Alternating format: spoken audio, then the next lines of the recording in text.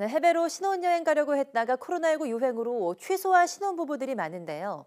이 과정에서 계약금을 돌려받지 못하거나 떼이는 경우가 비일비재했습니다. 그런데 이번에 코로나19로 신혼여행이 취소된 신혼부부에게 여행사가 계약금을 돌려줘야 한다는 법원 판결이 처음으로 나왔습니다. 김혜린 기자입니다. 지난해 초 결혼을 앞둔 정모 씨는 한 여행업체를 통해 계약금 40만 원을 내고 5박 7일 하와이 신혼여행을 예약했습니다. 그런데 계약 직후 코로나19가 걷잡을 수 없이 번지기 시작했습니다. 외교부는 해외여행을 취소하거나 연기하라는 여행 경보를 내렸고 여행을 위해서는 4주 동안의 자가격리를 거쳐야 했습니다. 28일을 자가격리를 한다는 것은 이거는 도저히 말이 안 되는 그런 상황이었거든요. 해외여행을 간다? 그러면 이걸 만약에 SNS에 올렸다? 그러면 이건 사회적으로 욕을 먹는 그런. 결국 정 씨 부부는 여행을 넉 달 앞두고 업체에 계약 취소를 요청했습니다. 하지만 업체는 계약금 40만 원을 돌려주지 않았습니다.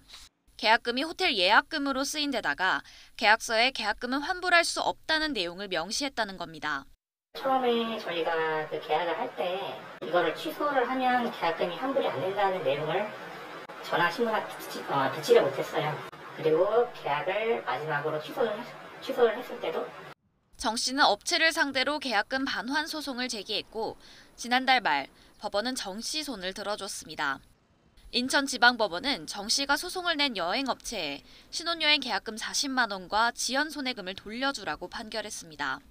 해외여행 표준약관은 계약 조건 변경 사유로 천재지변 등을 들고 있는데 코로나19는 천재지변 등에 해당하는 사회재난이라는 겁니다. 또 격리기간과 여행기간을 고려하면 신혼여행이 불가능하다고 설명했습니다. 이에 대해 업체 측은 엎친 데 덮친 격이라는 반응입니다.